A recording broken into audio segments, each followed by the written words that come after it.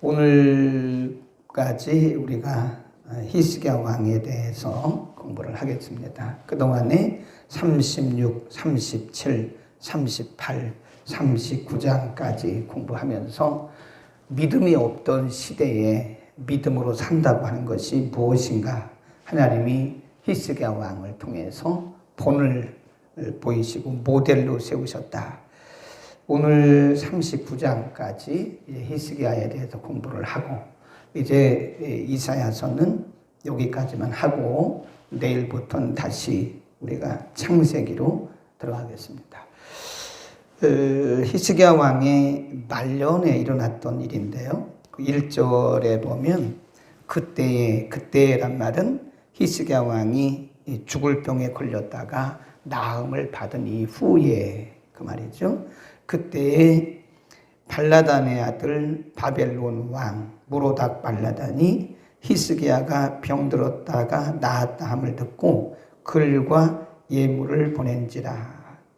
이것은 어떻게 보면 외교 관계죠. 그래서 바벨론 왕이 유다 왕에게 외교 관계입니다. 외교 관계. 그래서 참 기쁜 소식이죠. 어떻게 보면 멀리, 바벨론이 굉장히 멀리 있는 나라인데 멀리 있는 왕이 유다에까지 이렇게 예물을 보내고 또 사절단을 보내서 함께 기뻐한다고 하는 것은 굉장히 좋은 일이죠.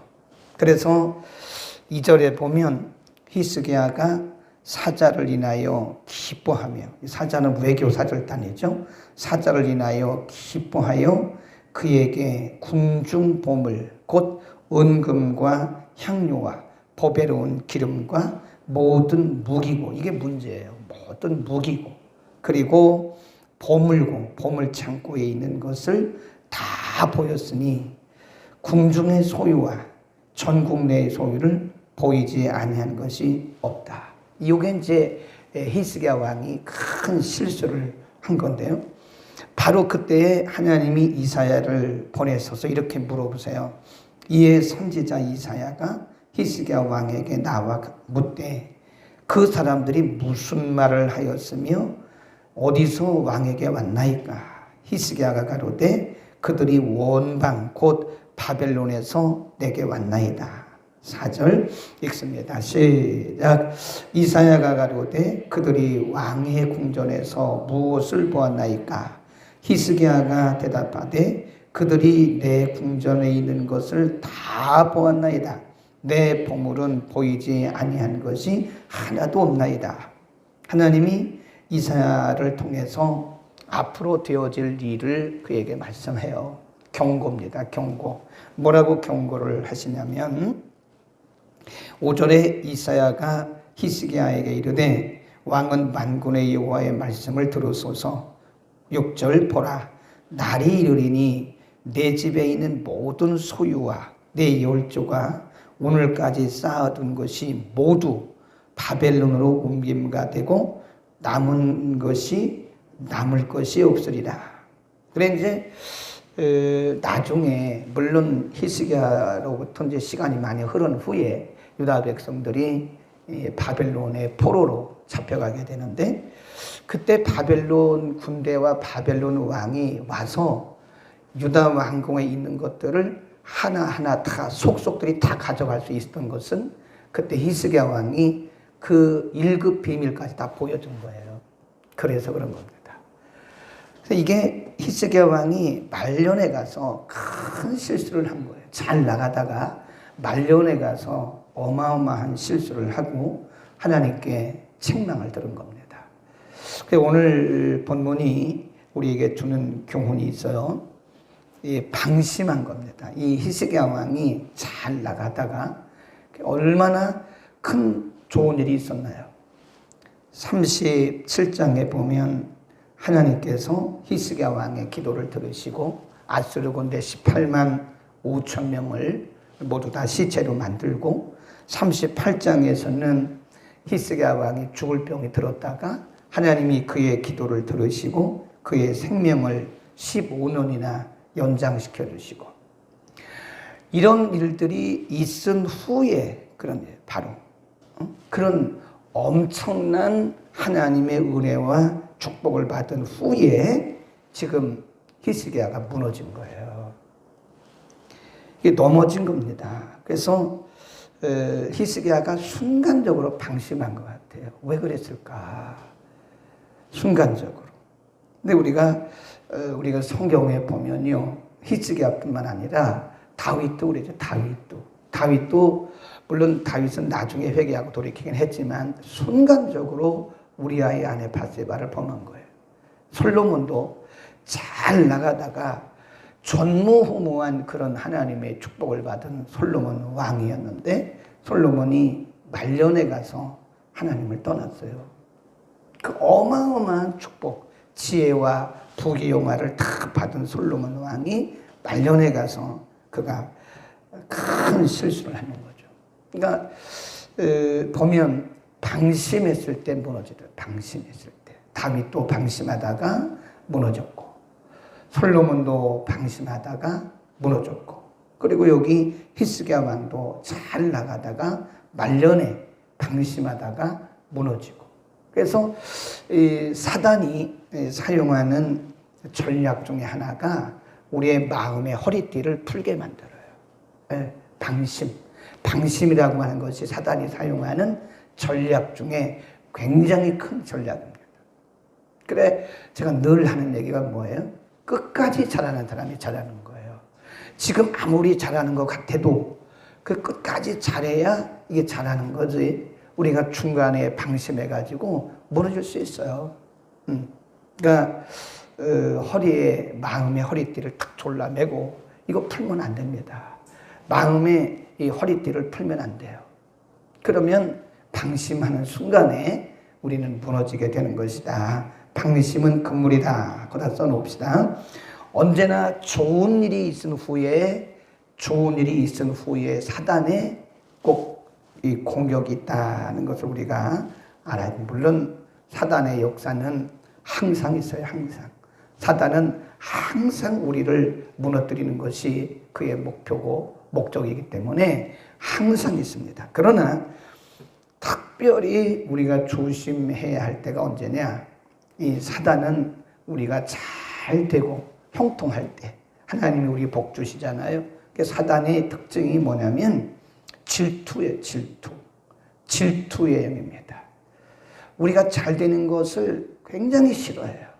하나님의 백성들이 하나님과 좋은 관계를 하면 그 하나님과 백성들 사이에 우리와의 사이의 관계를 떼어놓으려고 얼마나 마귀가 이간질을 하는지 몰라요.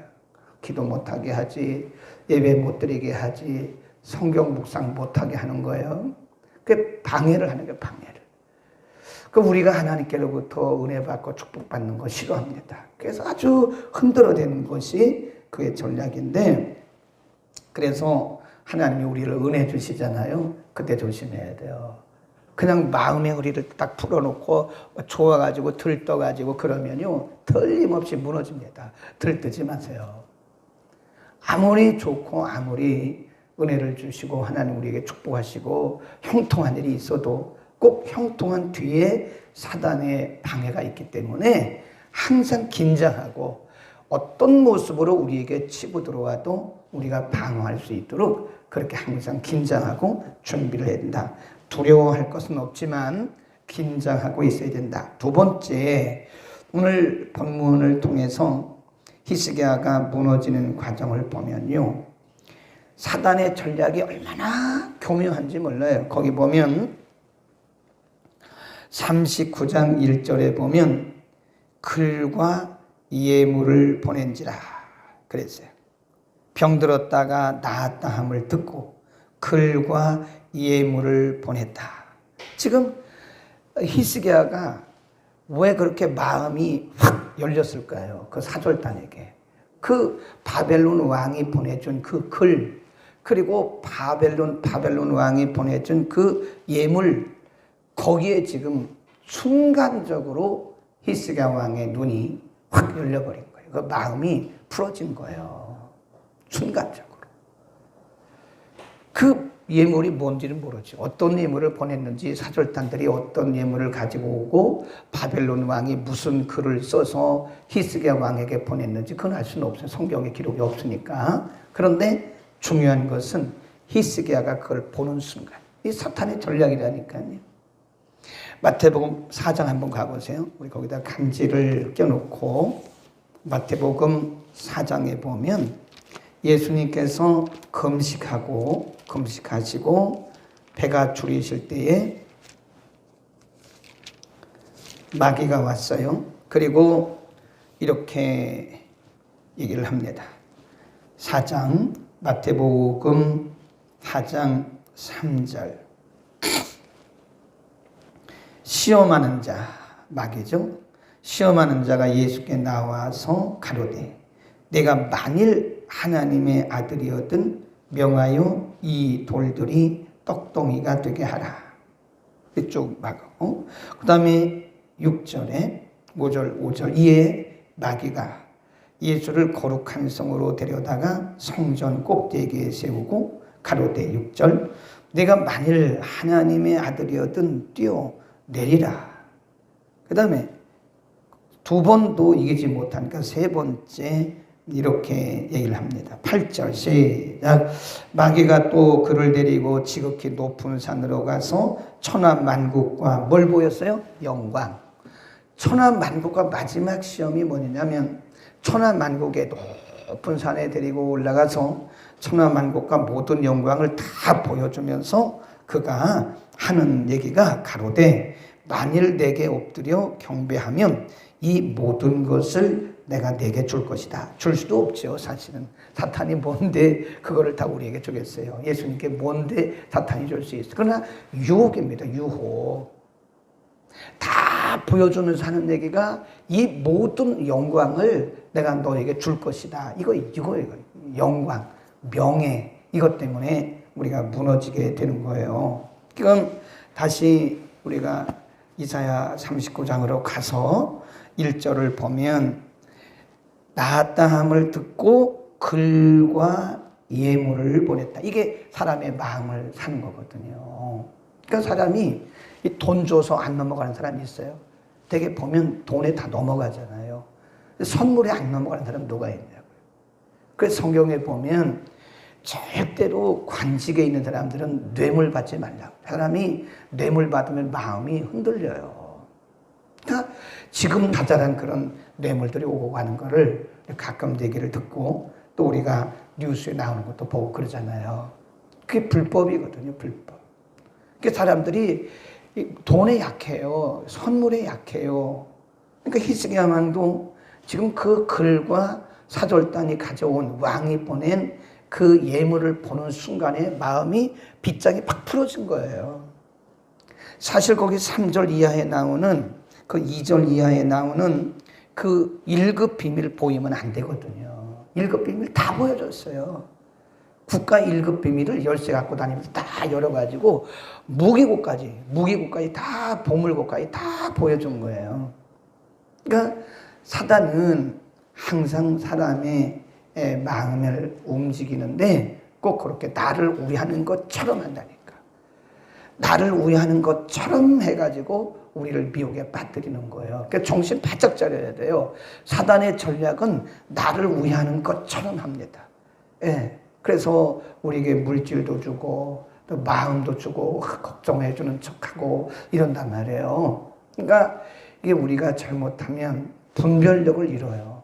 이 분별력을 가져야 됩니다. 사탄의 교묘한 전략은 순간적으로 우리를 무너뜨리는 거예요. 순간적으로.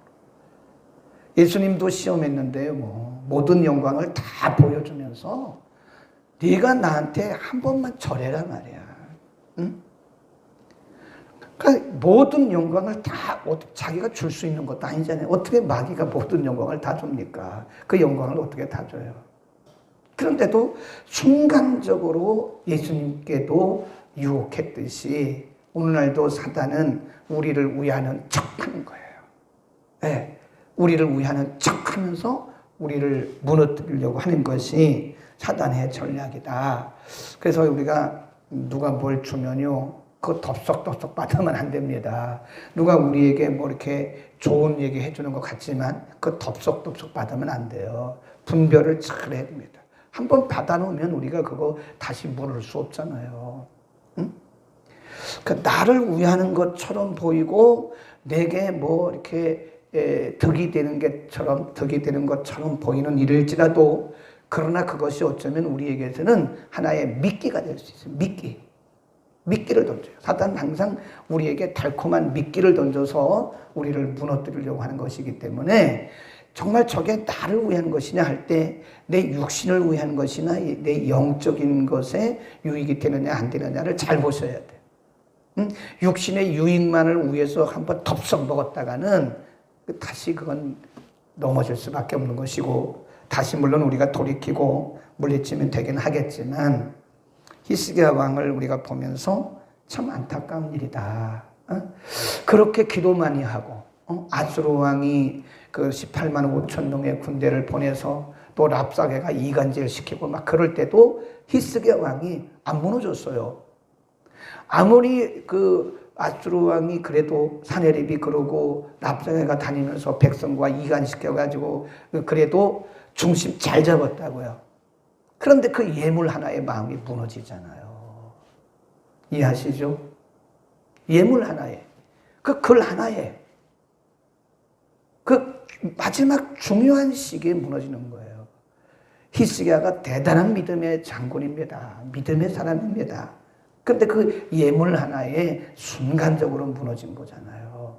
그래서 우리가 분별을 해야 됩니다. 그렇게 그래서 우리가 하루하루 살아가면서 이 분별력을 가지고 살지 않으면 그동안에 열심히 해서 이게 쌓아놓은 것이 어쩌면 이게 한순간에 무너질 수도 있다는 거예요. 우리 그런 거 많이 보잖아요. 뇌물 받아가지고 마지막에 그냥 옷 벗고 나가는 그런 공무원들, 그런 고위직 공무원들을 많이 보잖아요.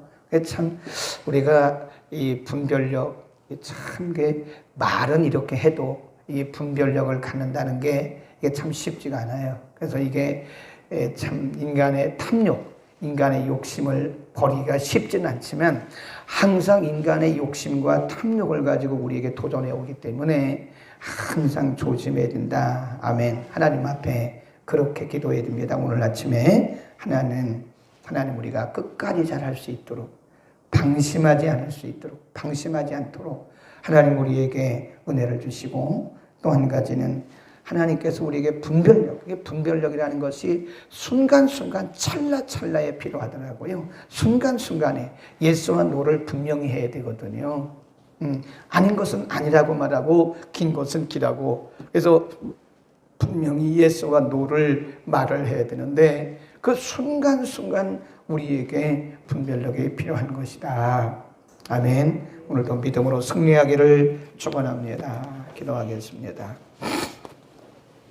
걸어가신 우리 아버지여, 오늘 믿음으로 하나님을 섬기고 백성들을 잘 인도했던 히스기야 왕이 말년에 바벨론 왕이 보낸 글과 예물에 순간적으로 분별력을 잃어 사절단에게 중요한 국가 1급 비밀까지 다 보여주었다가 하나님께 책망 듣고 나중에 바벨론 군대가 침입해 왔을 때 참으로 중요한 계기를 제공한 그의 실수에 대해서 우리가 잠시 상고했습니다. 우리는 히스기야보다도 수십 배, 수백 배 연약한 인생들입니다.